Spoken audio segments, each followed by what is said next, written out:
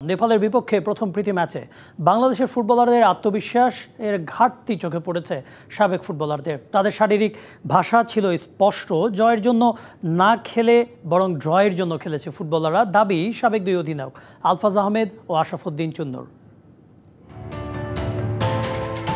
হামজা সমিত-সোমদের ছাড়া নেপালের বিপক্ষে প্রথম প্রীতি ম্যাচে মাঠে নামে বাংলাদেশ। তবে ফিনিশিং দুর্বলতার কারণে শেষ পর্যন্ত গোলশূন্য ড্র নিয়ে সন্তুষ্ট থাকতে হয় জামাল তপুদের।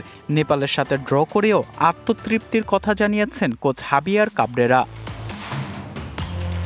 নেপালের বিপক্ষে বাংলাদেশের পারফরমেন্স সমালোচনার জন্ম দিয়েছে। পুরো ম্যাচ জুড়েই দল খেলেছেন ছন্নছাড়া ফুটবল। খেলোয়াড়দের শারীরিক ভাষা থেকে অসঙ্গতি স্পষ্ট দেখা গিয়েছে। সাবেক ফুটবলারদের মতে প্রথম ম্যাচে দলের মধ্যে জয়ের ক্ষুধা পুরোপুরি অনুপস্থিত ছিল। স্ট্রং টিমের সাথে খেলতাম তাহলে আমাদের অবস্থানটা বুঝতে পারতাম। আমার কাছে মনে হয়েছে যে দুই টিমই নামছে আসলে ড্র করার জন্য, তো জেতার জন্য আসলে খেলা মনে হয় না আমার কাছে। দু দলেরই ম্যাচ ভালো হয়নি, অর্থাৎ দুই দলই চাইছে যেন গোল না খাই। এরকম ম্যাচ খেললে তো আমরা জিততে পারবো না। আমাদেরকে অ্যাটাকিং ফুটবল খেলতে হবে, পজিটিভ ফুটবল খেলতে হবে। অক্টোবরে হংকংয়ের বিপক্ষে এশিয়ান কাপ বাছাই পর্বের গুরুত্বপূর্ণ ম্যাচ, যেখানে হারলেই ছিটকে যাওয়ার সম্ভাবনা রয়েছে এশিয়ান কাপ বাছাই পর্ব থেকে। নেপালের বিপক্ষে এমন ফলাফলে কতটুকু আত্মবিশ্বাস যোগাবে দলের, সেটা নিয়েও প্রশ্ন তুলেছেন সাবেকরা।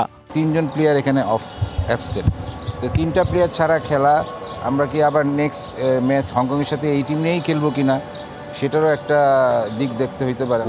উইন্ডোর ম্যাচটাকে আরও ভালোভাবে কাজে লাগাইতে পারতো, তাহলে ন্যাশনাল টিমের নেক্সট ম্যাচের জন্য ভালো হইতো। যে এই জিতাটা আমাদের আগামী দিনের জিতার জন্য অপেক্ষায় থাকতে হবে। তো সেই ক্ষেত্রে এইরকম ফুটবল খেললে কিন্তু আমরা হংকংয়ের সঙ্গে ভালো করতে পারবো না। স্কোরিং সংকট দূর না হলে পিছিয়ে যাবে দেশের ফুটবল বলে মত তাদের।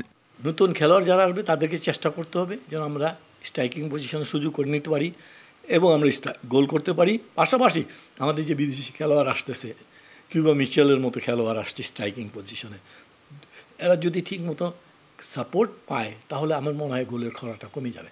9 সেপ্টেম্বর দ্বিতীয় ও শেষ প্রীতি ম্যাচে নেপালের মুখোমুখি হবে বাংলাদেশ। Fardin Saju, DBC news, Dhaka.